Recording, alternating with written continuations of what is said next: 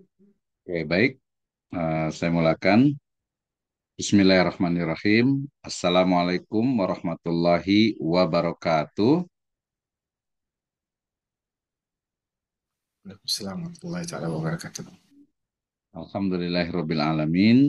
Wassalatu wassalamu ala asrafil anbiya'i wal mursalin habibana wa nabiyyana Muhammadin sallallahu alaihi wasallam wa ala alihi wa ashabihi wa man tabi'ahum bi ihsanin ila yaumiddin wa ba'd.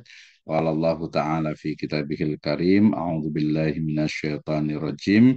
Bismillahirrahmanirrahim. ووضع الكتاب فترى المجرمين مشفقين مما فيه ويقولون يا ويلتنا ما لهذا الكتاب لا يغادر صغيرة ولا كبيرة إلا أحصاها ووجدوا ما عملوا حاضرا ولا يظلم ربك أحدا. وقال الله عز وجل أيضا لقد أحصاهم وعدهم عدا. Waqala Rasulullah sallallahu alaihi wasallam rawahul Muslim, inna sidqa yahdi ilal bir wa innal birra yahdi ilal jannah wa inna rajula la yasbuku hatta yuktaba siddiqan wa innal qadiba yahdi ilal fujur wa innal fujura yahdi ilal nar wa inna rajula la yakdzibu hatta yuktaba kadzaban. Rawahu Muslim. Amma ba'd fa inna asdaqal hadits kitabullah wa khairal huda hudan nabiyyu sallallahu alaihi wasallam. Alhamdulillah, asyukurulillahi wahdah alladzi an'ama alaina fi hada al-masa nastati wa nastamir dirasatana yakni fil maudhu statistika. Wa aqulu lakum jazakumullahu khairan ala khudurikum. Pertama saya ucapkan terima kasih kepada seluruh pelajar di Muhammadiyah Islamic College, khasnya di SEM 1 dan juga SEM 5 di tahun 2025. Ini adalah akhirul yaum, kita belajar tentang statistika. So, ada dua assessment yang akan saya lakukan. Yang pertama adalah saya akan buat beberapa pertanyaan, ya, ada di slide ini yang merupakan syllabus daripada subjek ini, ya, di subjek statistik ini, atau spesifiknya adalah statistik untuk metode penelitian, ya. Nah, kita ada mulai dari satu. Kalau udah baca daripada syllabus nih, ya, dalam pembelajaran statistik nih, kita belajar tentang introduction to statistics, ya. Mulai dari pengertian statistik, kemudian hipotesis penelitian, kemudian macam-macam statistik, ada deskriptif dan inferensi, ada parametrik dan non-parametrik, ada univariat, ada bivariat, ada multivariat, kemudian langkah-langkah statistik, ya. Ini dalam ruang lingkup introduction. Kemudian juga dalam introduction juga kita pahami tentang population dan juga sampel. Apa itu population, apa itu sampel, nanti kita akan pelajari bersama. Ya, bukan nanti saya akan tanyakan karena kita ada belajarlah tentang population dan sampel. Kemudian juga ada statistik dan juga parameter, ya. Kenapa? Kenapa? Karena memang correlation-nya dengan population. So ada mulai dari statistik, kemudian parameter, kemudian population dan juga sampel. Ya, macam-macam daripada population, ya, kemudian juga macam-macam daripada sampel, ya, ini masih dalam introduction to statistik, ya. Kemudian yang berikutnya adalah data dan juga penyajiannya.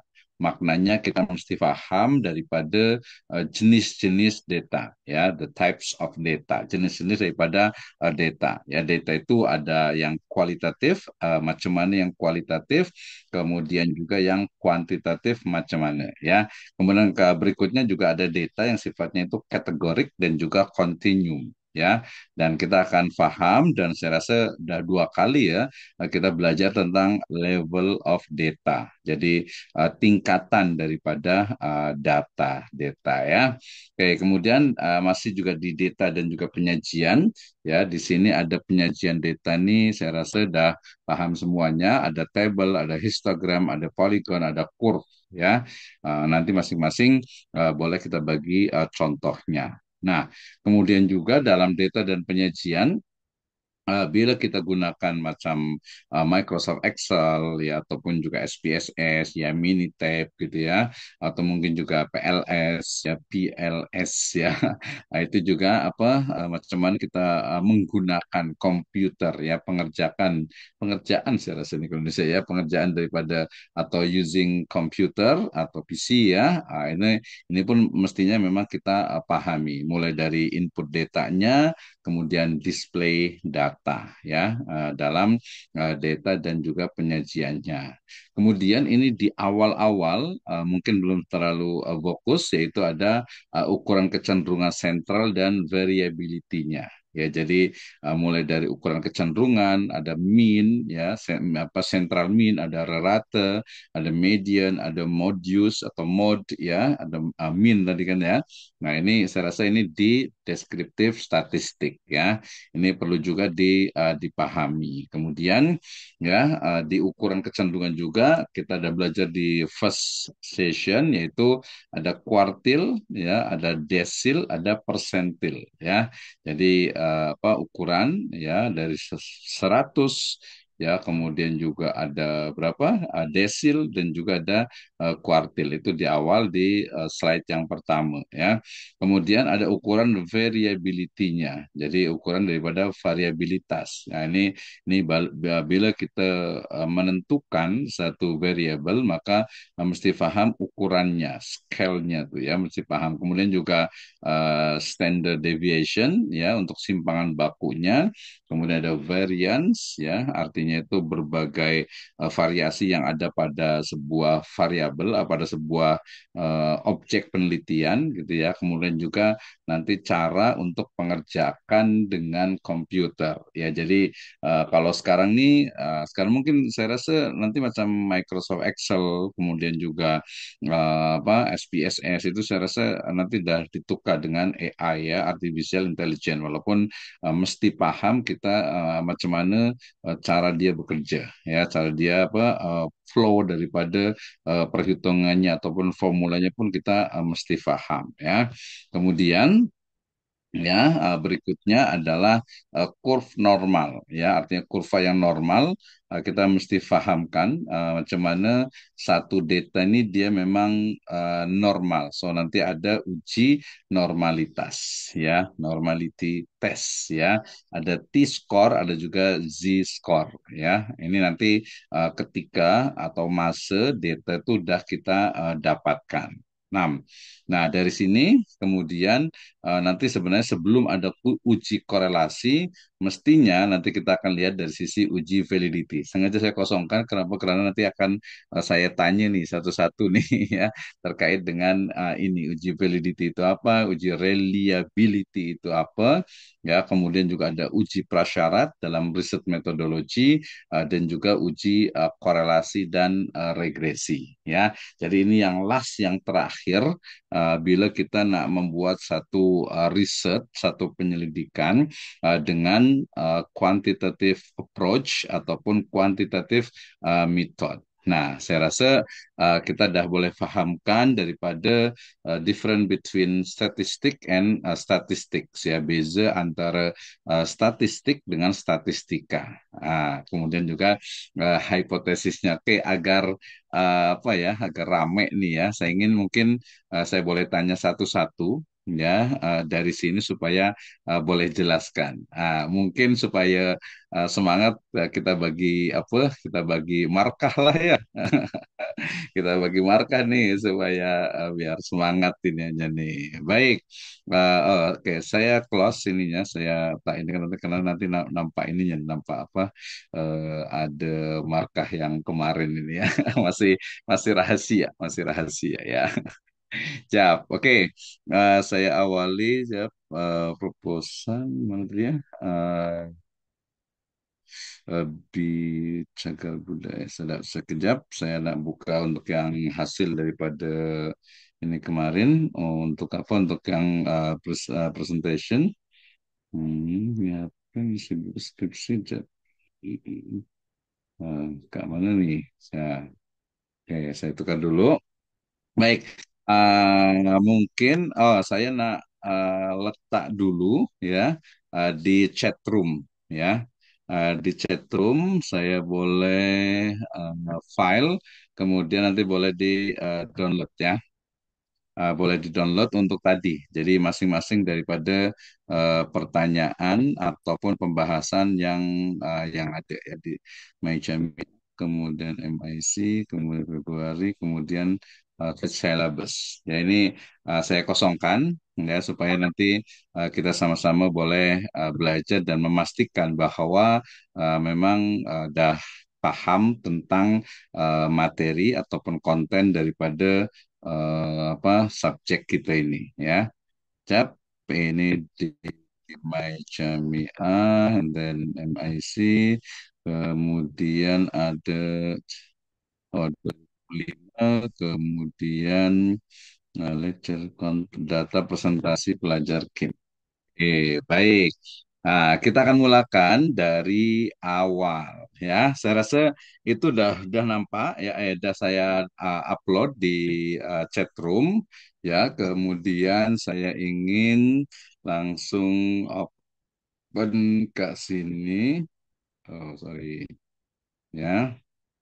Baik, kita mulai. Saya mulai dari pertanyaan pertama, first question ya. Nanti boleh langsung jawab ya. Langsung jawab, nanti akan saya catat namanya ya. Maaf Ustaz, Yang pertama Ustaz, coba maaf. Mana chat roomnya? Kita tak dapat apa-apa. ada di chat room nih. Tak ada. Ada tak? Ustaz, chat room Zoom atau chat room WhatsApp? Uh-uh. Oh, I'm so sorry. Ini baru Ah, apa, baru ada. uploading. Oke, dan apa sekarang ya? Tengah loading. Oke, tengah loading ya. Loading ini memang tengah lah. Karena dia guna ing kalau in English ya.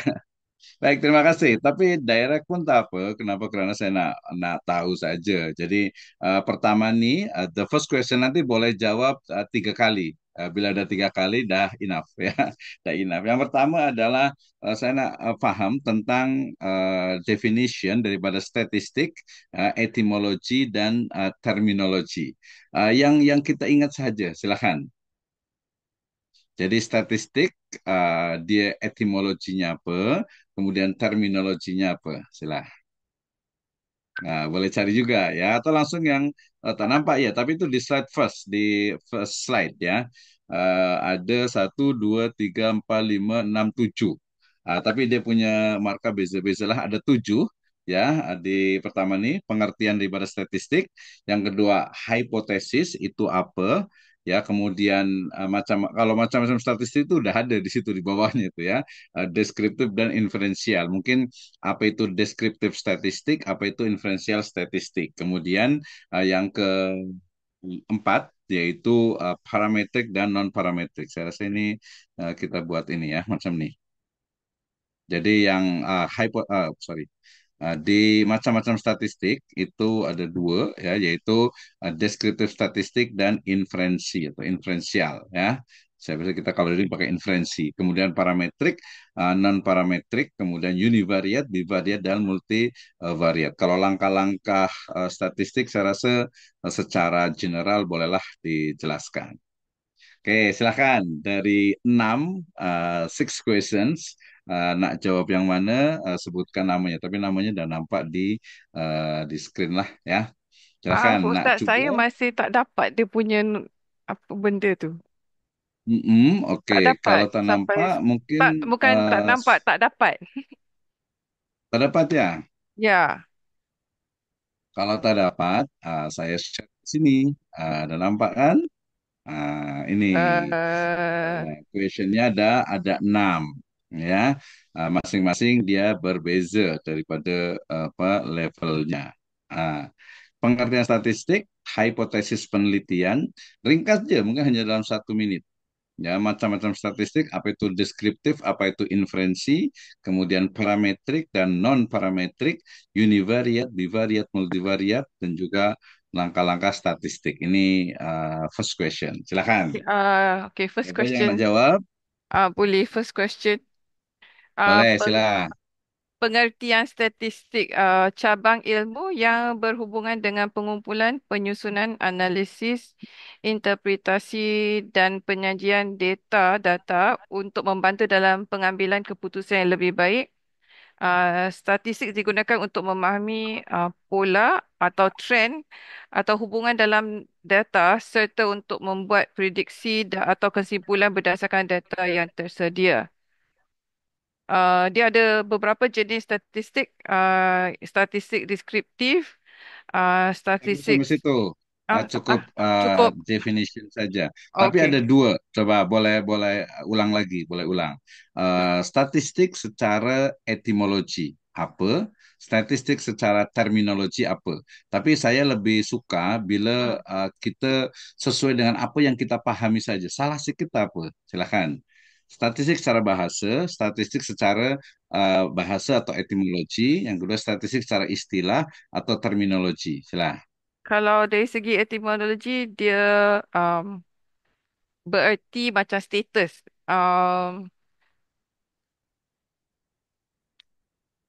Macam dia ilmu tentang data. Uh, Kalau ilmu tentang itu dia dah terminologi. So, oh, jadi kalau bahasa tuh etimologi itu dia berarti memang asal atau sumber daripada bahasa. Ya, okay. statistik ini Kalau dari dia sumber bahasa. dari bahasa, dia bahasa Latin kan? Oke, Yang boleh. bererti Mungkin dari English keadaan. dulu. Uh, Dari uh, English. English itu in, baru ke sebelumnya lagi Latin. Sila. uh, la, saya cuma dapat yang okey. Kalau abad yang ke-18, statistik mula berkembang, Kalau itu dia history, tapi kita itu bukan history, history. hanya bahasa saja. Oh, okey. Statistik daripada saya tak dapat yang English punya, tapi dia daripada Latin yang bererti keadaan atau status. Lepas tu dia kemudian dia berkembang dalam bahasa Italian, itu statista bererti negarawan. Lalu dalam bahasa Jerman menjadi statistik yang awalnya merujuk pada ilmu tentang data negara atau administrasi pemerintah. Oke, state ya, state. Ya, state kalau bahasa Indonesia itu state. Ah, Oke, state itu negara. Oke, oke cukup. Kemudian tadi pahamkan apa itu statistik secara terminologi menurut bahasa kita, menurut bahasa sendiri. bahasa sendiri.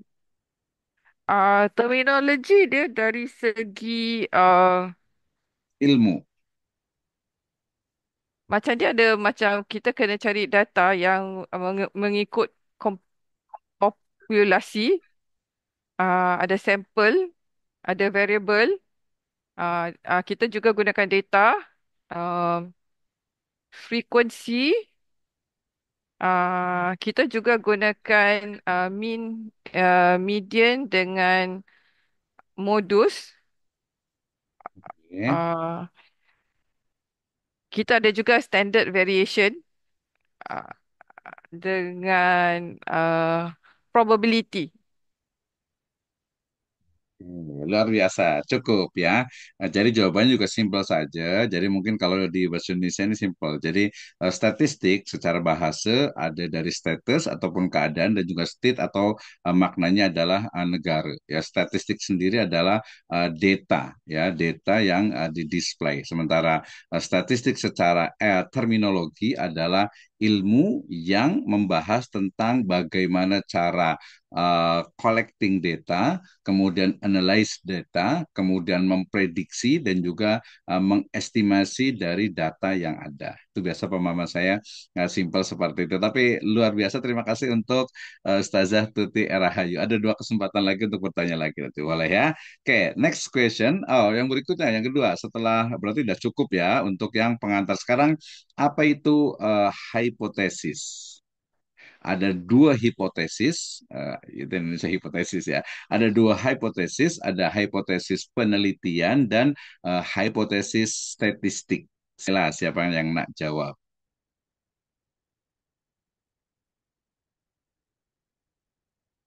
Ayo, silahkan. Hipotesis itu apa? Kemudian ada hipotesis penelitian, ada hipotesis statistik. Ya, dua-dua nih Tak dekat lah. spesifik dulu, Ustaz. Siapa nih? Ustazah Sakina atau Ustazah Ah, Rosalima? Harus nak. You want? Or I go? Apa dia? Okey, boleh. Okay, Nanti boleh jawab. saya cuba Ustaz. Tadi Silakan Ustaz Ustazah kata, Siti Sakina. tadi Ustaz kata hipotesis penelitian dan juga hipotesis statistik kan. Yang Mhm. pertama penelitian, pernyataan atau dugaan yang diajukan untuk diuji dalam penelitian yang menggambarkan hubungan antara dua atau lebih variable. Itu untuk yang pertama lah, yang hipotesis penelitian. Yang kedua, hipotesis statistik, pernyataan yang mengasumkan nilai atau hubungan tertentu dalam data yang dikumpulkan, yang kemudian diuji menggunakan uji statistik untuk menerima atau menolak asumsi tersebut. Bagi contohnya untuk hipotesis statistik, ada Contoh, apa-apa, formulanya dia ada dua. bila Ustaz, Uh, saya tak ada sekejap. Oke, atau mungkin simpel aja. Kalau saya tanya, apa itu hipotesis? Jawabannya apa? Dalam mungkin tak lebih dari 5 ayat. Hipotesis itu apa? Sis apa? Kat sini saya Jadi kata pakai bahasa sendiri. Hipotesis itu apa? uh, macam theory or your own, alah, how to say your assumption. Saya tahu. Assume Ah, ah. assumption. You assume a certain relationship between two variables, and then you carry out the research and experiment, collect data to see whether or not your assumption is correct. To prove your assumption lah, basically. Ah, Itu sangat luas berarti ya ini aja ya. Sebenarnya padahal simpel saja.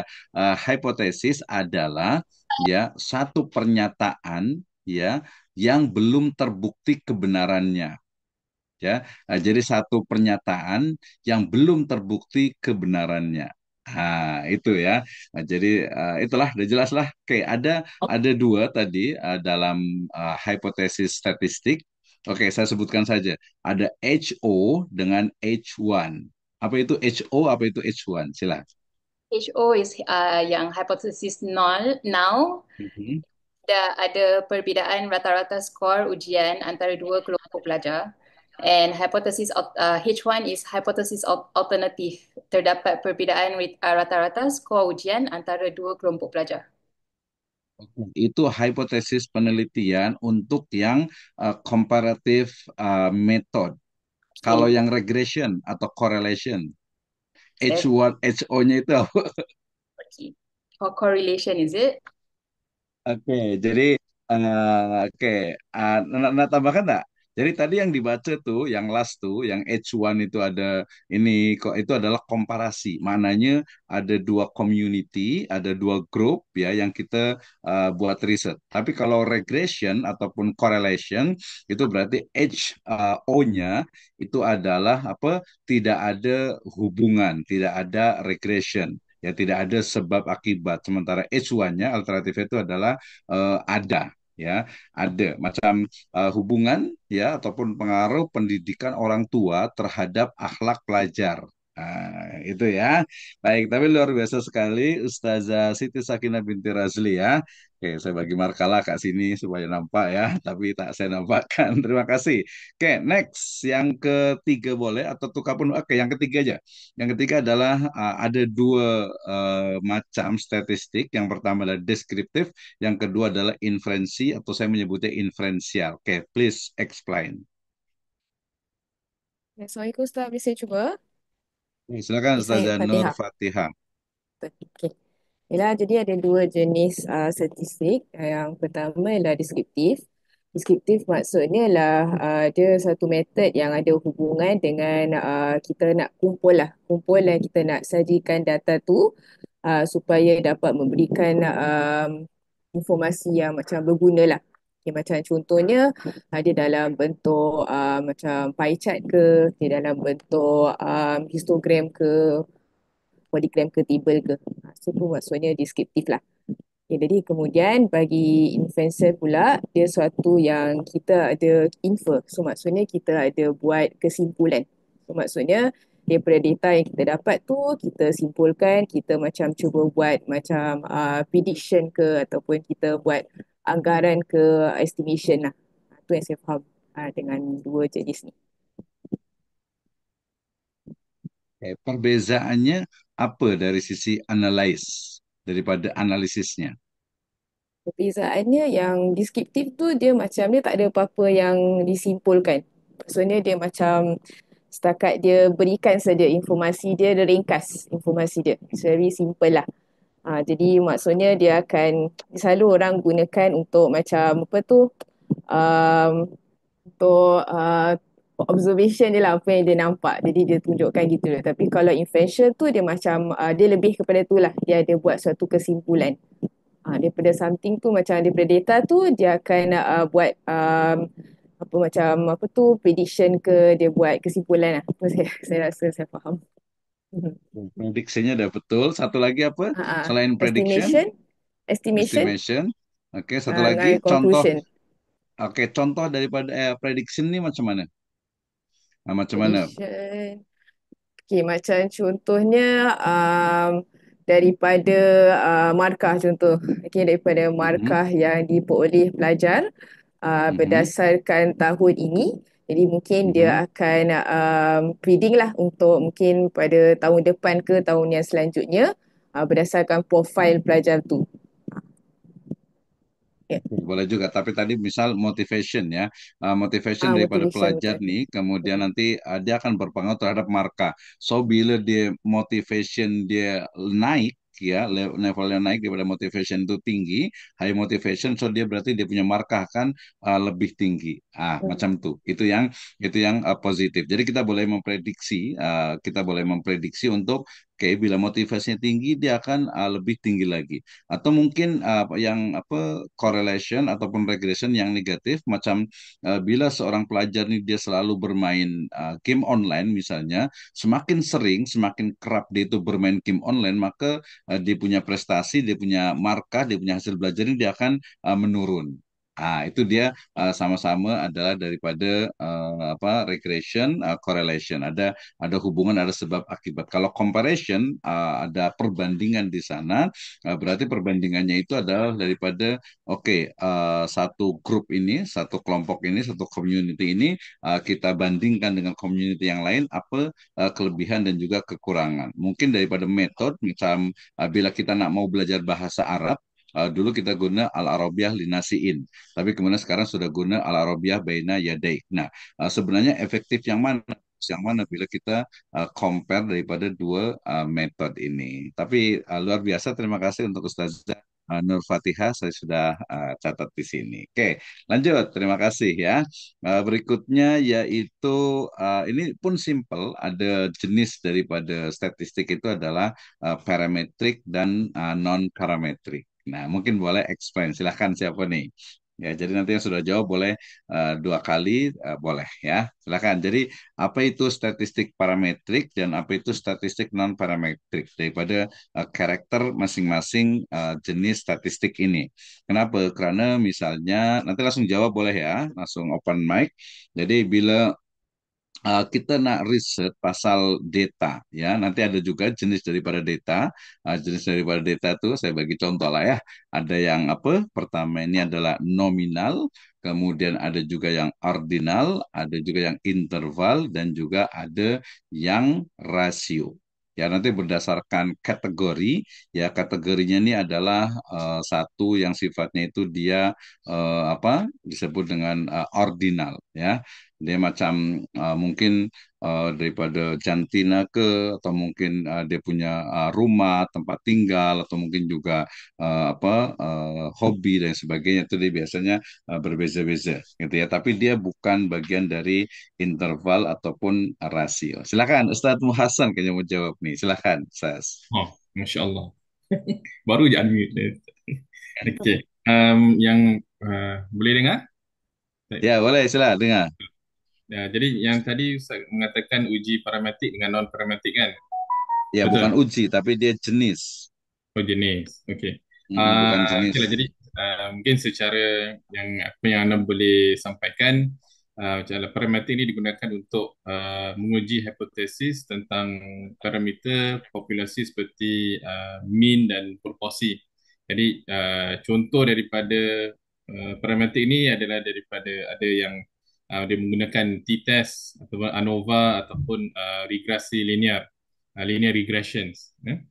Jadi ini yang untuk yang bagi parametrik, dan kemudian non-parametric digunakan untuk menguji hipotesis tentang distribusi data tanpa membuat assumption tentang bentuk distributionnya. Jadi jenis-jenisnya ada dalam saya rasa dalam tiga, iaitu Wilcoxon test, Mann-Whitney test dengan Kruskal-Wallis test. Jadi yang secara ringkasnya itu yang saya boleh kongsikan sikit. Kalau berdasarkan ada satu pertanyaan Ustaz Masa. Jadi Ya. berdasarkan kepada data mana saja yang mesti menggunakan analisisnya adalah parametrik dan mana yang menggunakan non parametrik. Silakan. Okey. Mungkin daripada segi maksud Ustaznya dari segi apa tu? Daripada segi data. Jadi macam data 1, 2, dia mesti menggunakan parametrik. Data yang 3, 4, dia mesti guna non-parametrik. Kenapa? Kerana dia mungkin sifatnya itu dia kualitatif. Dia tak boleh dibuat range, tidak boleh dibuat juga interval. Data apa saja. Oh, okey. Saya cuba nak ingat balik Lupa. Okey. Kalau yang untuk data parametrik ni, kalau data parametrik adalah dia data dari segi mencari kepada variansi. Betul tak? Dia so maknanya kita akan buat comparison dari segi mungkin dari segi umur ataupun dari segi mungkin dari segi umur dan mungkin dari segi apa lagi ataupun dari segi gender lah tadi ya. Gender tu maknanya daripada segi lelaki dan gender dia guna parametrik atau non parametrik? Kalau yang ini bagi saya parametrik. Betul tak? Kalau salah. Kenapa parametrik? Parametrik ini dia numerical ke atau kategori?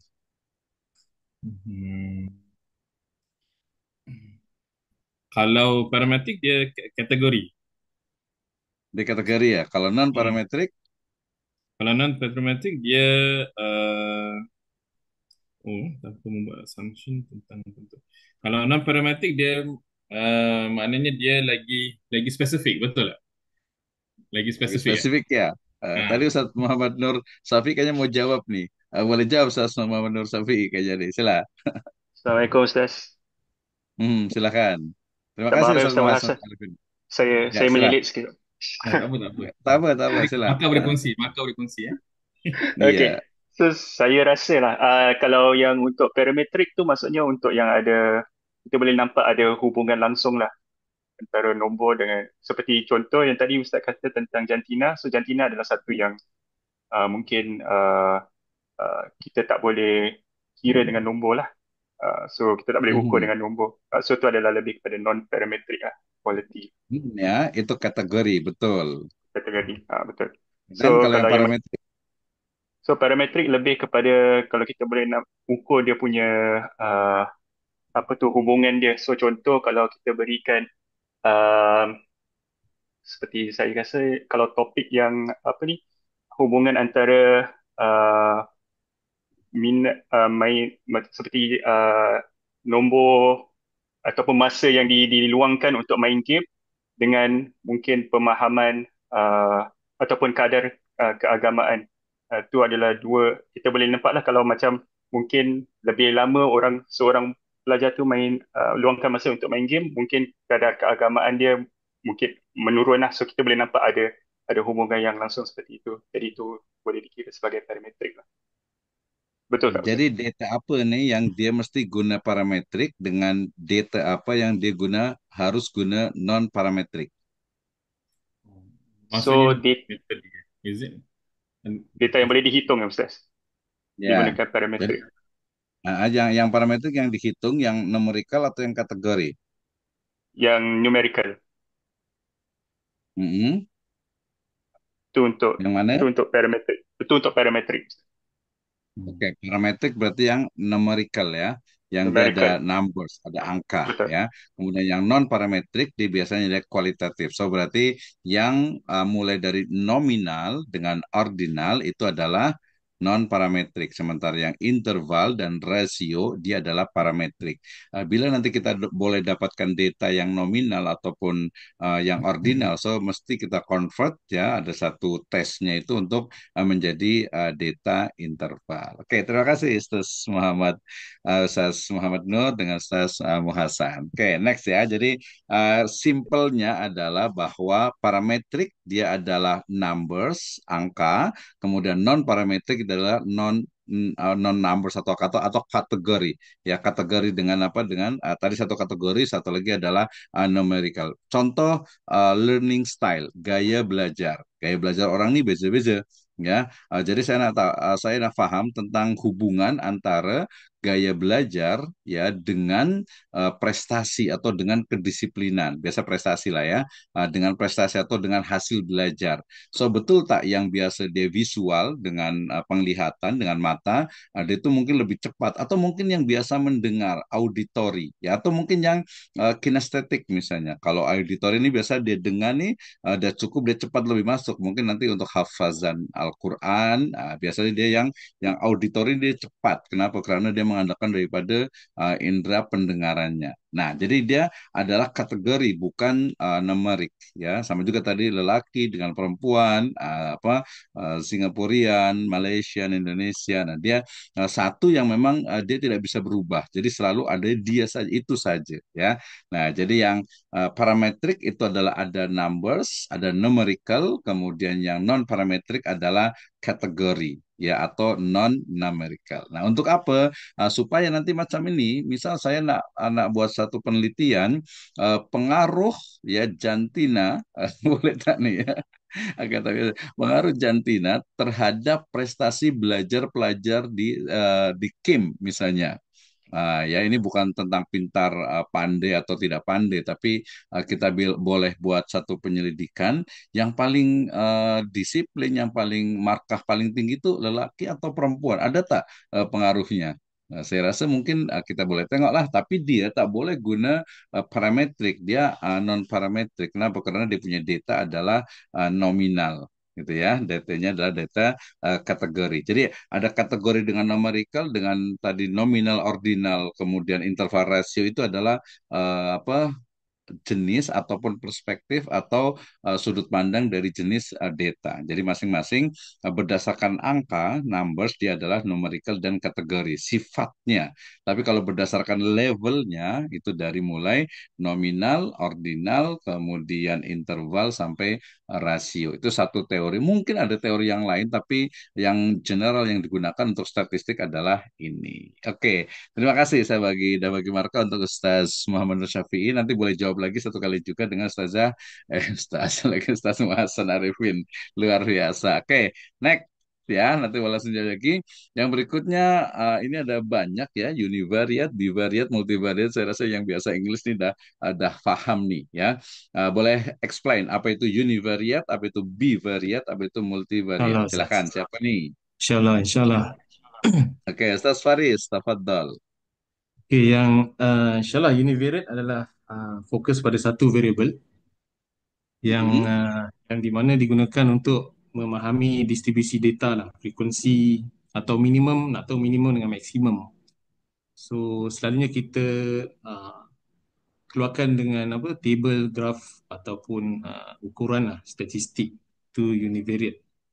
Kalau bivariate atau bivariate, dia gunakan hubungan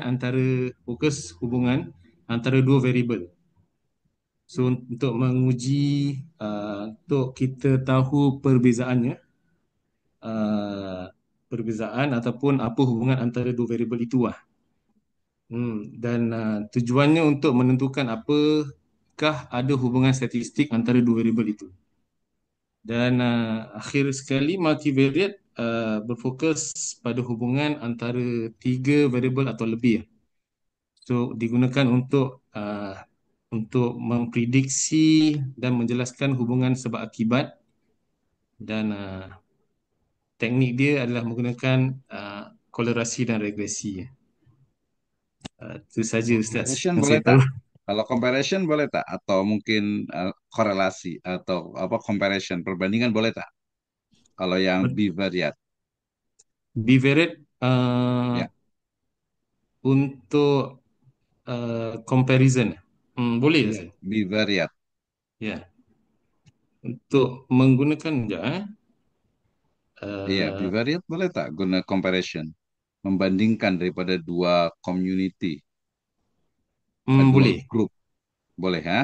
Boleh, Oke, dia last menggunakan dua boleh. variable untuk compare. Ya. Oke, boleh bagi contoh tentang penyelidikan ataupun satu tajuk penyelidikan yang guna uni, B dengan juga multi. Okay, univariate mungkin contohnya dalam senang saja dalam satu sekolah tu berapa banyak perempuan dan berapa banyak guna jantina lah, Mhm. lelaki atau perempuan. So dari situ kita boleh tahu berapa banyak perempuan dan berapa banyak lelaki. Tapi di situ dia dua tuh, variatnya itu ada lelaki, ada perempuan, ada dua. Oh, maaf. Ya, guna univariate. Uh, Iya, Mungkin dia kan guna guna dia kan umur. satu. Umur, age. Kalau age Satu saya rasa variable dia je. lebih kategorikal. Dia lebih kategori. So kategori ini kita beza-bezakan lagi. Bahkan kita boleh nanti jadikan sebagai interval daripada macam 20 ke 25 ke 30 ke 40 dia kategorikal, dia dah multi tuh. Contohnya itu nanti dalam apa deskriptif kuantitatif. Deskriptif kuantitatif boleh. Bagi satu contoh tajuk deskriptif kuantitatif di satu madrasah.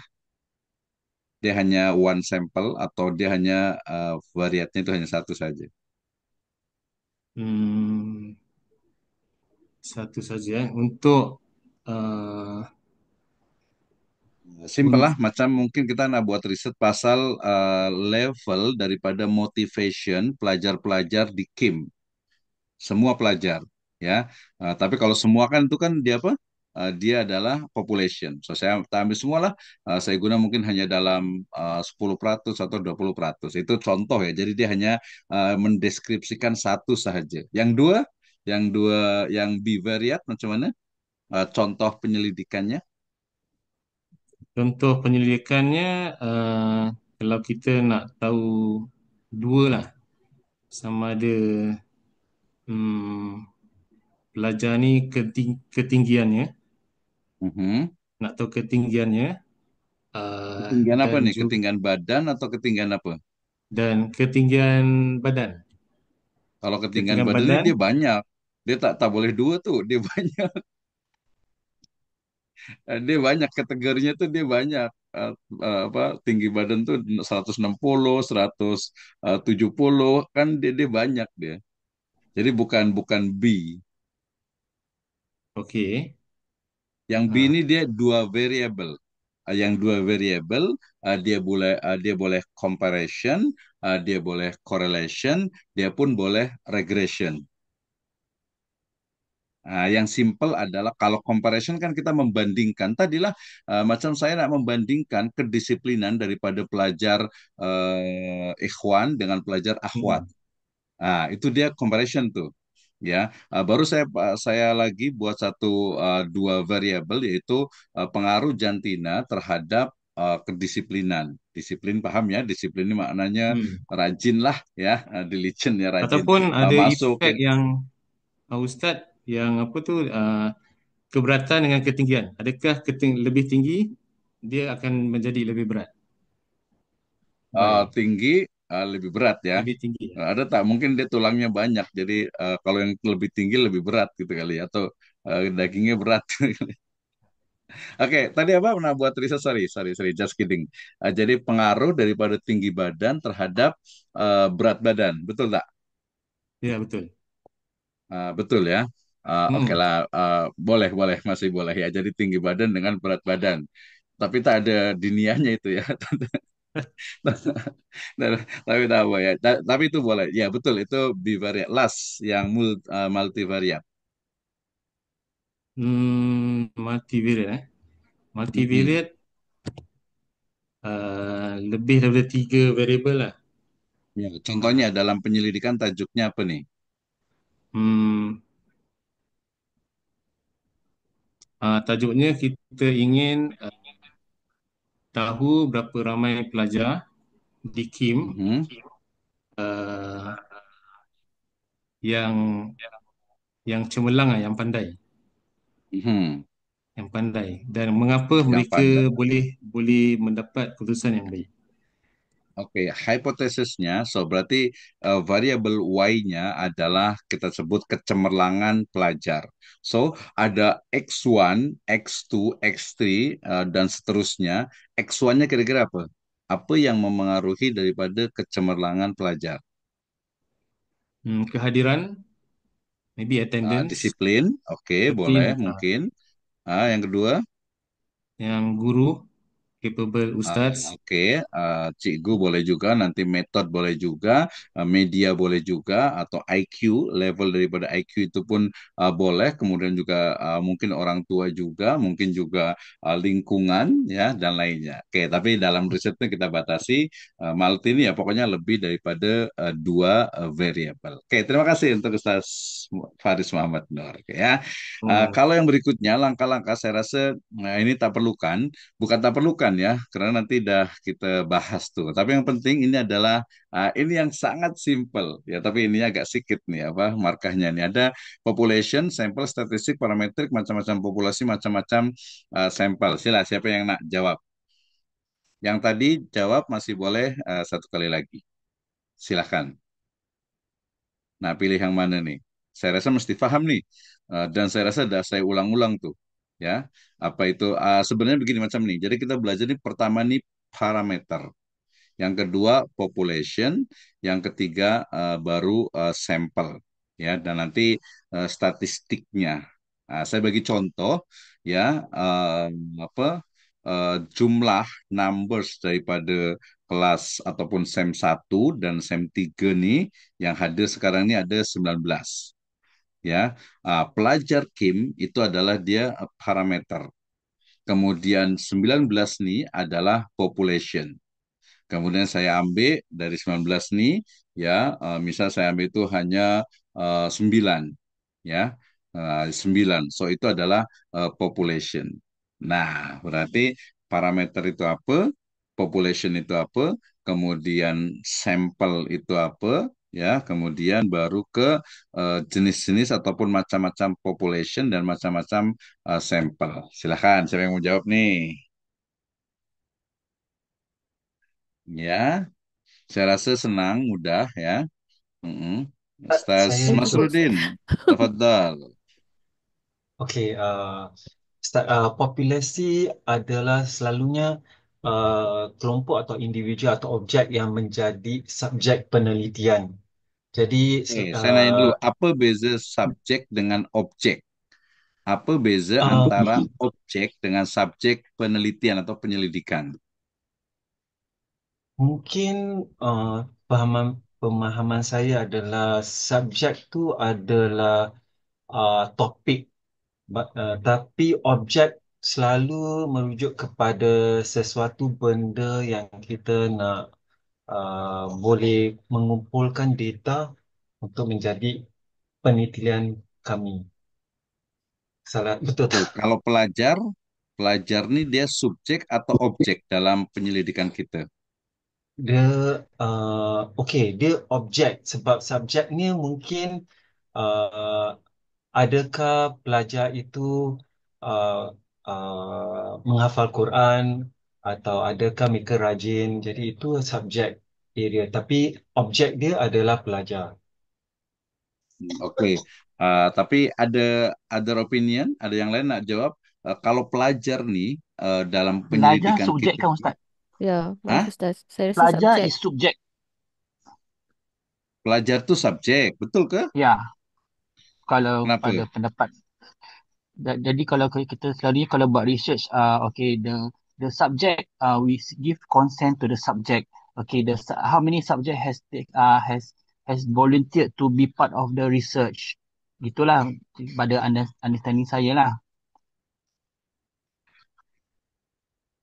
Oke, berarti pelajar ini dia memang sebenarnya adalah subjek, ya, bukan objek. Kalau objek penyelidikan itu adalah benda selain manusia. Kalau manusia dia adalah subjek. Kenapa subjek? Karena masa kita mengambil data nih, ya, pelajar ini dia adalah sebagai subjek daripada penelitian kita, bukan objeknya. Kalau kita tanya objeknya apa? Objeknya adalah apa sifat yang ada pada subjek itu, ya, macam tadi motivation, kemudian style learning, kemudian juga kedisiplinan, ya, kemudian juga mungkin dari sisi macam akhlak dia, ya, jadi pelajarnya sendiri adalah subjek. Oke, mohon maaf Ustaz Masrudin. Jadi mesti dipahamkan nih. Jadi dalam kuantitatif ini dia subjek ya adalah orang, objek itu adalah benda. Ya. Oke, lanjut Ustaz Masrudin. Oh, maaf nih. Lanjut. Jadi apa nih? Okey Ustaz, tadi yang seterusnya apa tu subjek populasi kan kita berbual Population ya. ya. Jadi okey. Jadi sampel yang seterusnya adalah sampel kan Ustaz. Jadi sampel adalah Population itu apa? Population? population adalah uh, subjek yang benda yang menjadi subjek penelitian kami. Ya, benda ataupun orang ya. Ya. Habis sampel adalah subset daripada populasi yang dipilih untuk dianalisi. Mhm. Ya. Tapi the third one is parameter kan Ustaz yang Ustaz tanya. Ya, Jadi parameter betul. parameter pula adalah nilai selalunya adalah nilai numerik lah yang menggambarkan satu karakteristik daripada populasi yang menjadi that is part of the research. Betul ya. Jadi parameter itu adalah karakter yang ada pada pada population. Jadi karakter Ya. yang ada pada population. So pelajar Kim ya, dia yang menjadi pelajar Kim itu adalah sifat dia. Pelajar Kim itu adalah parameter. Tapi orang-orang yang menjadi pelajar Kim itu adalah population. Oke, kemudian tadi sampel. Sampel itu adalah perwakilan representatif daripada population. Saya nak tanya Ustaz Masrudin, macam mana ada teori tentang sampling, ya? Bagaimana cara kita membuat atau mengambil satu sampel, satu teorinya, silahkan, macam mana? Teori sampling, sampling teori. Maksud Ustaz contoh-contoh sampling theory ya.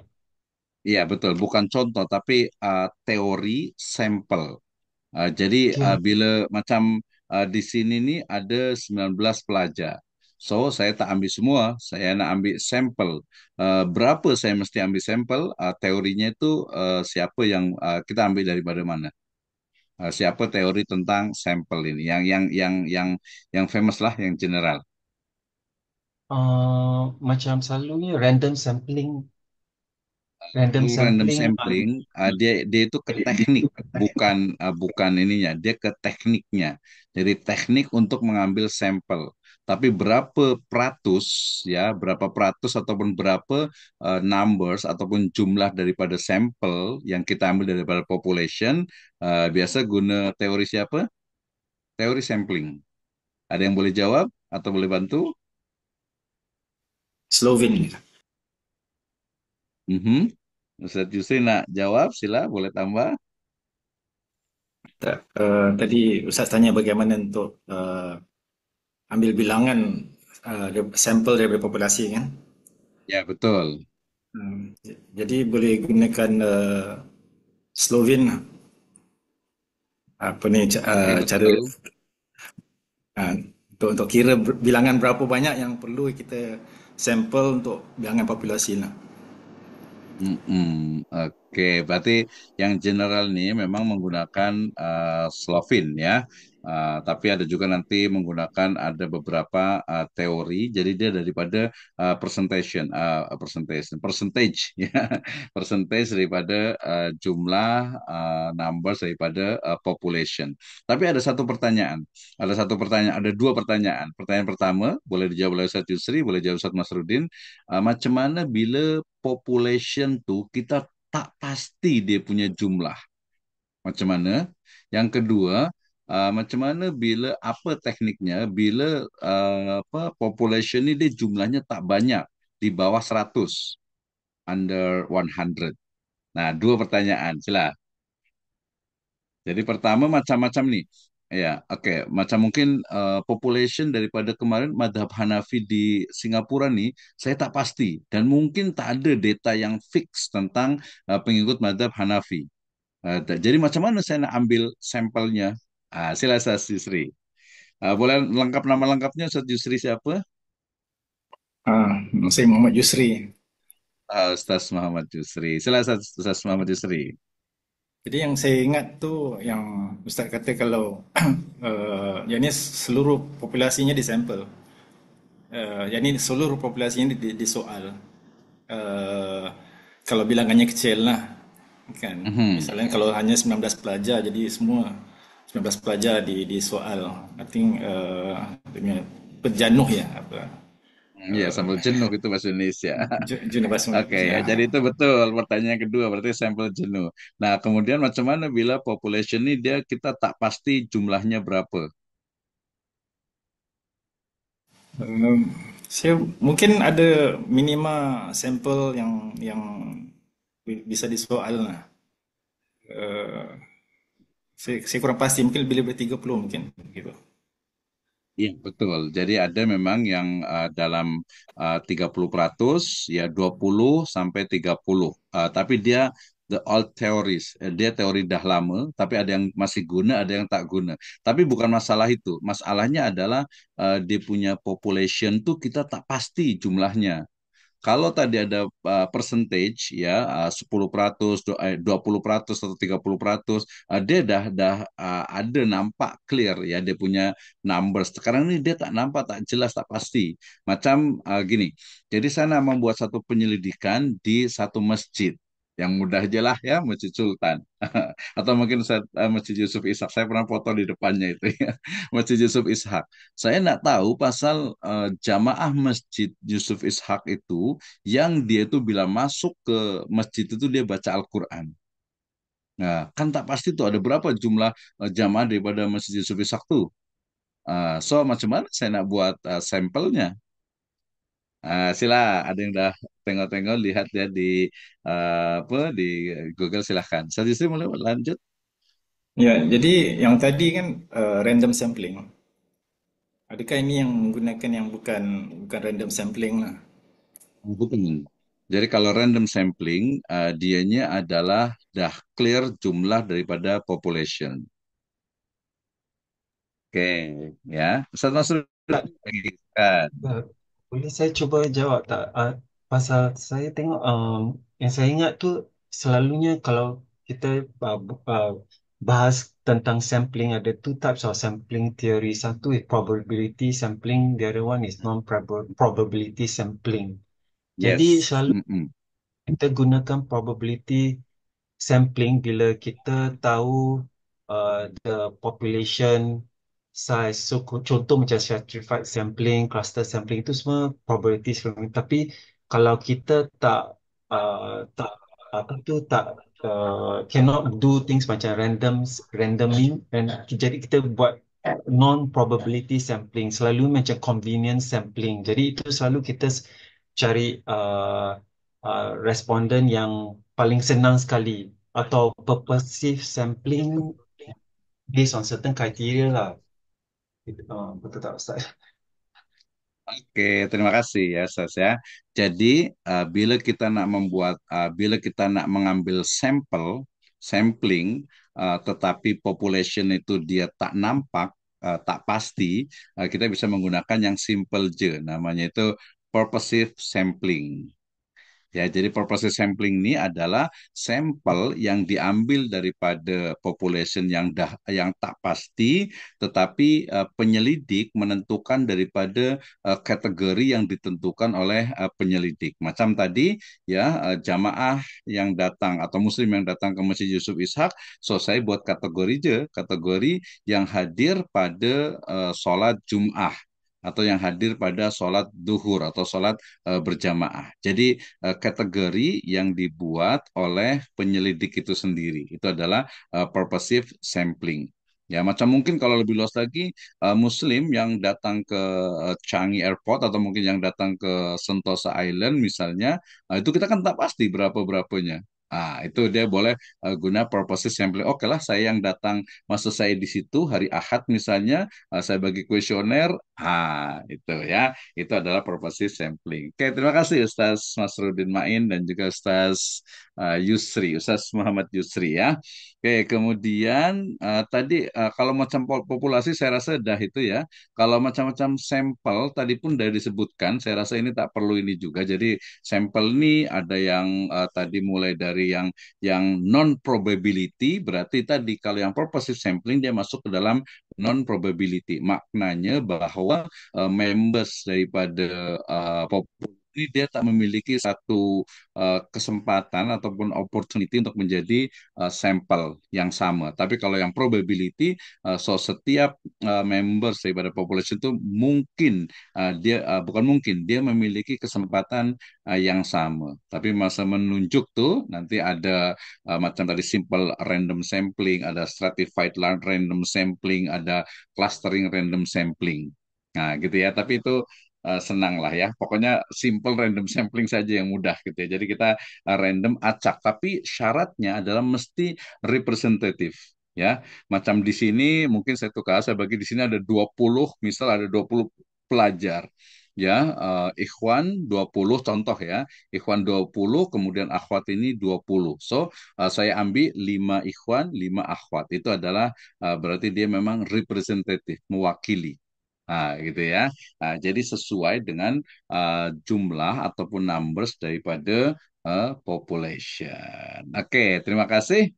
Next slide, saya ingin tanya tentang apa nih ya, jenis data. Saya rasa tadi udah dibahas ini ya.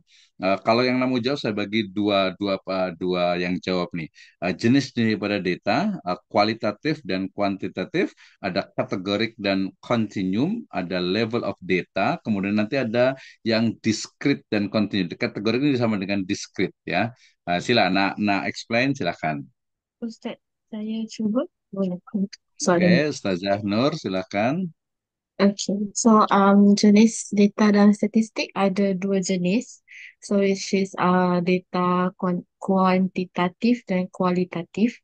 So kalau kualitatif is categorical, kalau kuantitatif is numeric lah, numbers. Mhm. Okay, kalau data kualitatif, dia ada dua jenis, which is nominal and ordinal. Kalau kuantitatif, dia discrete and continuum. Is it? Ya, betul ke? Oke, betul. Okay. Mungkin boleh bagi contohnya untuk yang So, apa? Bagi untuk contohnya nominal, silakan. Ya. okay. So kalau nominal, contoh dia macam jenis kelamin lah, which is wanita atau lelaki. Kalau Mhm. ordinal is macam tingkat pendidikan, macam example degree, diploma dan sebagainya. Kalau Mhm. untuk discrete, contoh macam jumlah jumlah mungkin jumlah anak dalam keluarga gitu. Mhm. Dan kalau continuum, then contoh dia macam tinggi badan, berat badan seseorang dan sebagainya lah. Oke, tadi kalau yang jumlah anak nih mungkin boleh bertambah ya, sama dengan Hmm, tinggi badan mungkin dia boleh bertambah juga ya, 1 tahun mungkin bertambah gitu kalau dia masa betul. pertumbuhan lah ya. Mungkin biasanya apa antara nominal dengan ordinal? Nominal soalnya macam jenis kelamin atau nominal lah. Jenis kelamin atau ordinal macam uh, tadi saya cakap tu tingkat pendidikan lah. Macam degree, diploma dan sebagainya. Jadi kalau nominal ini dia memang sesuatu yang tak boleh ditukar. Artinya itu memang Hmm. memang macam itulah dah takdir mungkin. Sementara kalau yang ordinal ini dia mungkin boleh didapatkan daripada proses ya, Proses pendidikan, lain. apa kecerdasan ya, skill dan lain sebagainya. Oke, tadi berarti dari sisi oke, langsung ke yang last question tuh. Jadi apa level daripada data ini macam mana? Apa implicationnya terhadap statistik? Silahkan. Level data dari segi statistik, statistik, betul kan? Okay, so, Mhm. level data, Yang sekejap eh. paling low itu apa? Level dia, sorry. Paling low is nominal. Then Oke, yang nominal. kedua ialah ordinal. Yang ketiga Mhm. interval. Yang keempat ratio. Ratio. Oke. Ah. Kita paham empat level nih. Manfaatnya itu untuk apa? Uh, okay, manfaat dia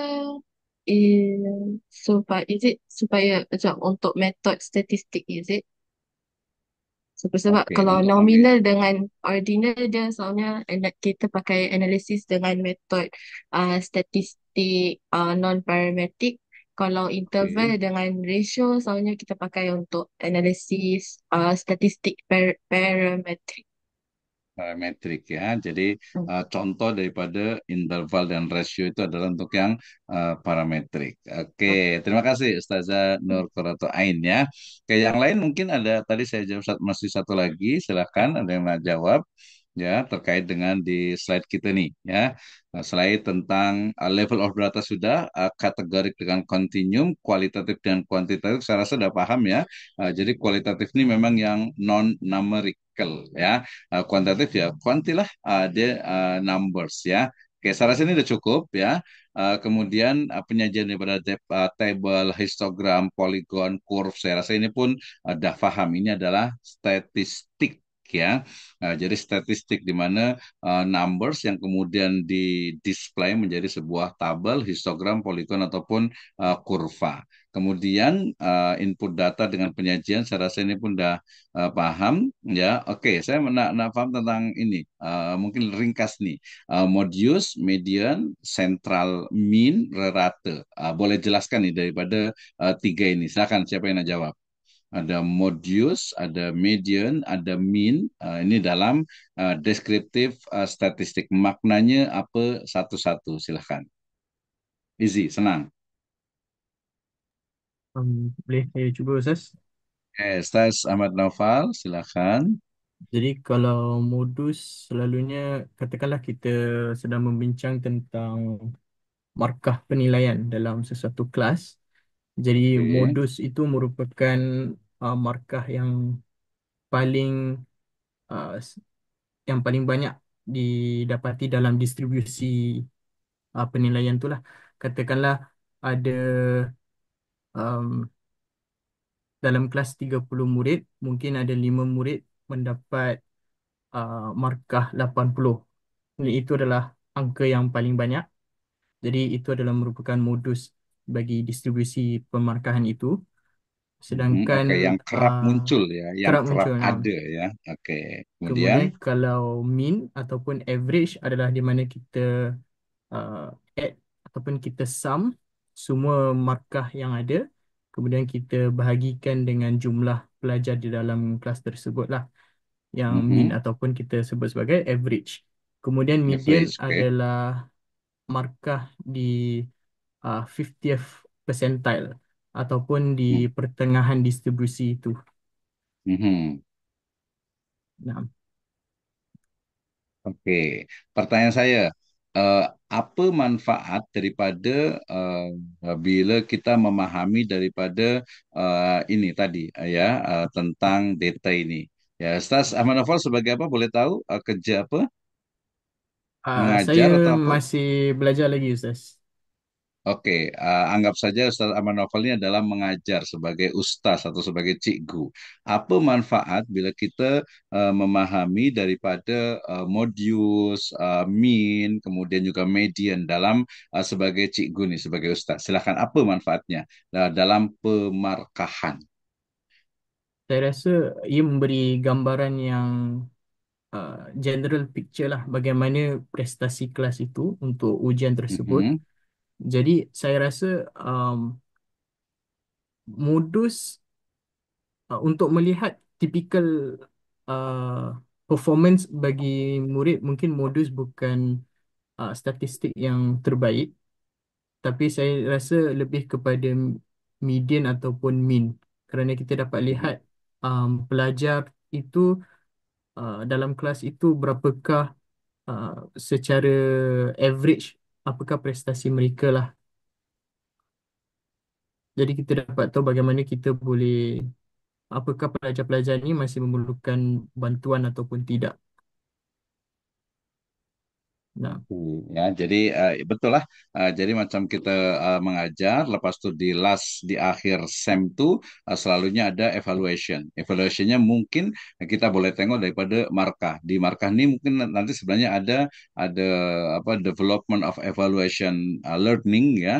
Tapi kita anggap saja itu sudah ada. So berarti oke ini yang reratanya adalah sekian. Kemudian yang dia punya nilai tinggi, dia punya rendah. So kita mesti perbaiki daripada pembelajaran ke SEM hadapan ya. Ini pun sama macam nanti saat Ahmad Naufal misalnya menjadi seorang apa manajer di masjid atau mungkin juga menjadi ustaz nih, menjadi ustaz kemudian mengisi satu kursus pengajian di masjid, kemudian pertama yang datang nih banyak ya. Lepas itu kok agak berkurang nih, berkurang nanti ada tambah lagi. Ini ada apa nih? Kenapa apa jamaah nih kadang banyak, kadang sedikit atau mungkin boleh bertambah terus.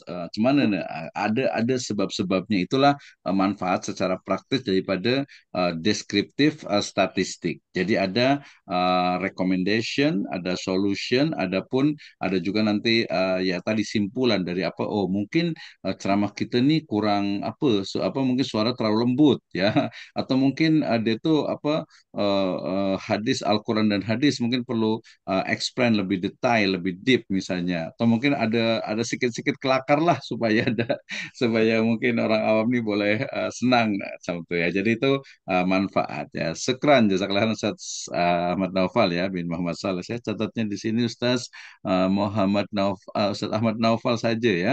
Tak apa ya Ustaz Ahmad Naufal. Oke, terima kasih. Next saya rasa ini sangat sangat basic ya untuk central mean, rerate, kemudian juga modius dan juga mediannya. Kemudian kuartil, desil saya rasa sudah di ukuran variabilitas dengan simpangan baku ya kemudian standar deviation. Saya rasa nanti ini mestinya sebenarnya kalau di offline ini mesti bawa laptop, bawa notebook, kemudian boleh pengerjaan dengan komputer, termasuk juga ada variance ya, ada Z-score, ada T-score dan juga ada uji normalitas. Tapi saya ada tiga nih, boleh diinikan ya. Ada empat. Pertama adalah uji daripada validitas. Boleh nanti jawab, boleh cari dari sekarang ya. Apa itu uji validitas? Yang pertama, yang kedua apa itu uji reliability ya reliabilitas. Kemudian apa itu uji normalitas? Daripada uji prasyarat sebelum masuk ke regresi dan last adalah uji correlation dengan uji regression. Silahkan, ada yang boleh explain? Kita masih ada masa sebelum sholat nih dalam 14 menit ya. Jadi ada boleh 2-3 orang ya. Silahkan. Jadi Uji mungkin uji validitas. normalitas itu apa? Silahkan Ustazah Fadilah. Ustaz Okay, siapa? uji Ustaz sorry. Fadilah silakan. Ter on. Uji validitas dia macam proses kita nak kena ukur kita punya instrument tu sebelum kita buat Mhm. study whether is it valid and then it's strong enough before we can do our subject lah our research lah. So kalau nak ikut apa-apa kita nak kena test dulu dia punya validity dia dari segi dia punya isi dia, content dia semua kita nak kena check lah. Tapi Oh, itu macam ada mana berapa kalau macam? kita macam mana Ad- kita nak check tu saya tak kena saya belum baca lagi macam mana. Saya lupa nak kena pass pada orang lain. Oh, betul. Jadi macam mana kita mengecek ya, macam mana Hmm. kita cek untuk validity daripada instrumen kita. Ya, tapi dah Hmm. betul lah sedikit ya. Jadi Ya. uji validity adalah uji untuk memastikan bahwa instrumen yang ada dalam kuesioner kita ini memang dia valid. Ini ada berapa nih? Ada berapa macam nih? Saya rasa ada yang internal, ada yang eksternal. Macam mana nih caranya nih? Ya, cuman atau mungkin yang ke validity boleh juga yang lainnya boleh yang mau jawab silakan. Saya Fadila nak menambahkan pun boleh juga silakan. Untuk uji validity, kemudian ada reliability, ada normality, ya. Kemudian nanti mungkin kalau dia ada macam dia lebih dari satu, dia juga guna uji T, ya T-test, ya. Kemudian nanti kalau dia multivariat, dia ada uji F atau F-test, ya. Itu yang apa parametrik, ya, parametrik. Jadi kita guna untuk memastikan itu masuk ke dalam, kalau boleh tengok boleh tanya ke AI, itu adalah uji prasyarat statistik. Ya, jadi kan tadi sistematikanya adalah bila kita nak membuat satu riset, satu penyelidikan kuantitatif, so pertama kali kita kan dah paham populationnya, dah paham sampelnya. So lanjutannya adalah kita merumuskan, membuat kuesioner. Nah, membuat kuesioner kemarin saya dah ulang-ulang, mulai dari variable, kemudian indikator, kemudian ke instrumen. Instrumen ini biasanya dalam bentuk pernyataan, bukan pertanyaan. Ya, beza ya antara pernyataan dengan pertanyaan. Jadi pernyataan ini kita rumuskan, kita tulis dalam sebuah kuesioner. Lepas itu supaya instrumen ini dia valid dan reliable, maka dibuatlah uji validity dan uji reliability. Ya, sebelum dia kita share, bagikan kepada sampel. Nah, itu kita berikan kepada population non-sampel. Oke, siapkan. Siapa yang mau jawab nih? Ya, ada ujian ini last nih, terakhir nih. Oh, 10 menit lagi nih. Silakan, siapa nih yang mau jawab nih? Yang Saya mungkin boleh satu tak? aja. Oh, Ustazah Nur Aisyah, silakan. Tanya sikit yang uji validitas ni. Uji validitas ni adakah dia gunakan Suaranya untuk kecil. kecil Sekejap. Ah, Oke, suaranya kecil, kurang terdengar. Okey, sekarang boleh Yang dengar tak? Sekarang boleh dengar? Saya punya saya rasa networknya low nih. internet connection punya isu lah. Sekarang Iya. boleh dengar tak? Oke, sekarang udah mulai clear, udah nampak. Internet. Okey, okey.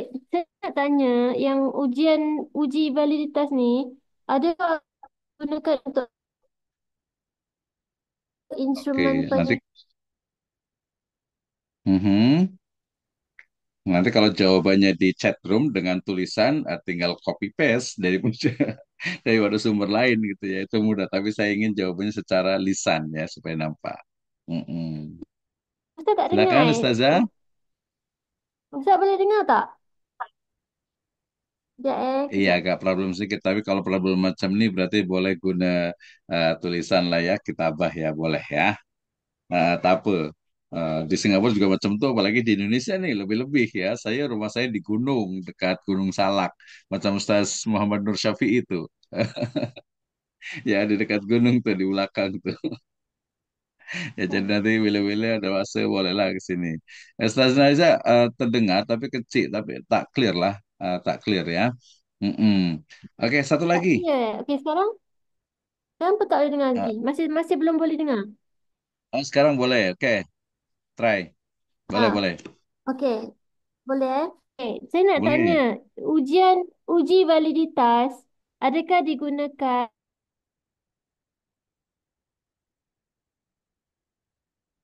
apakah ia macam like Hilang benar-benar lagi. mengukur apa yang seharusnya diukur gitu? Diulang. Okey, uji validitas ni, apakah ianya digunakan untuk mengetahui mana apa panel yang benar-benar mengukur apa yang sebenarnya yang ingin diukurkan? Betul tak? Ni soalan saya. Iya, betul, kurang clear. Tapi uji validity, ya validity Hmm. test itu adalah digunakan untuk memastikan bahwa instrumen dalam kuesioner itu dia valid. Ya, jadi betul-betul memang Oh. terpercaya ataupun ya valid lah, ya valid, dia boleh digunakan pakai dalam kuesioner, dalam form yang sebenarnya kepada sampel. Nah, itu validity. Reliability pun keterpercayaan bahwa ini memang betul bahwa instrumen yang ada itu memang dia terpercaya, ya reliable. Ah, itu jadi dia sebelum ya kuesioner itu ya dibagikan atau diberikan ya kepada sampel atau kepada responden. Jadi sampel itu kan udah jadi responden kita. Jadi kalau ditanya responden kita itu mana? Responden kita itu adalah ya sampel itulah responden kita. Ah, itu ya. Oke, ada tambah Okey, lagi, faham. Sazanur Aisyah. Dia kira Eh, macam contoh biasa gitulah kan? Betul. oke, terima kasih Ustaz Fadilah. Silakan. Boleh, Last nih. tak salah saya, pilot test kalau nak check the playability.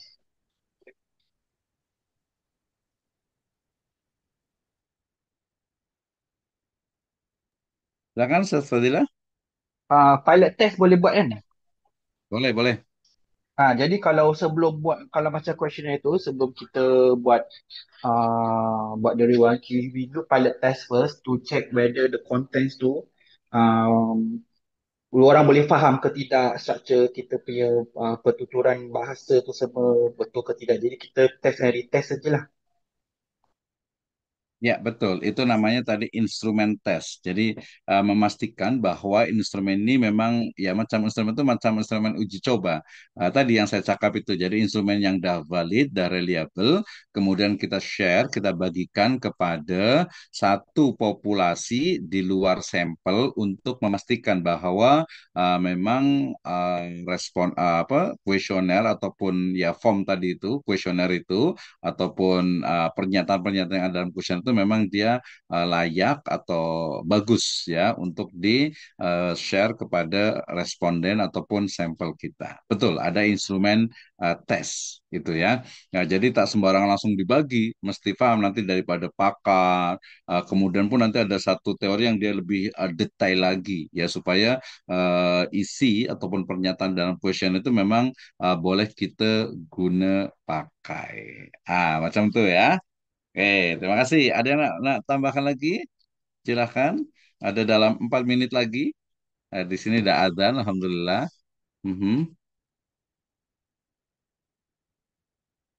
Ada yang nak tambahkan tak?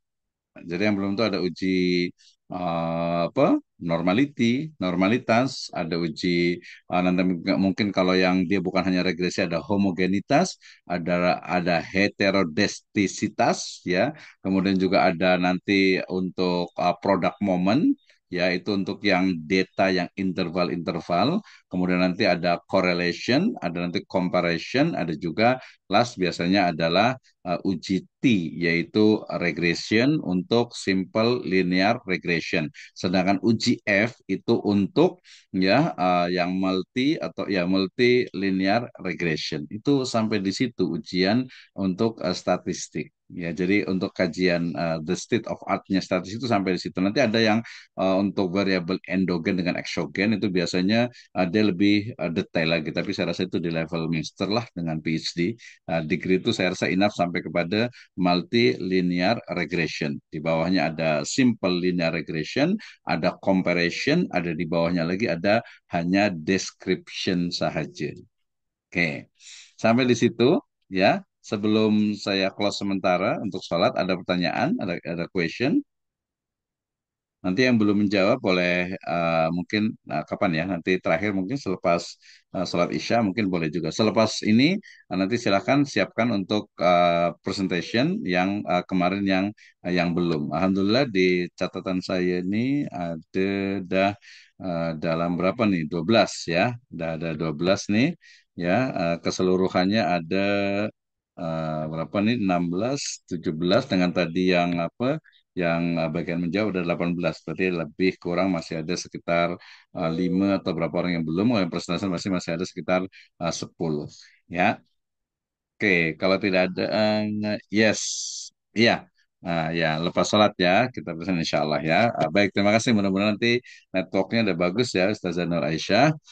Baik, supaya nanti boleh ini yang rajin-rajin Ustadz-Ustadznya nih sholat di masjid biasanya ya.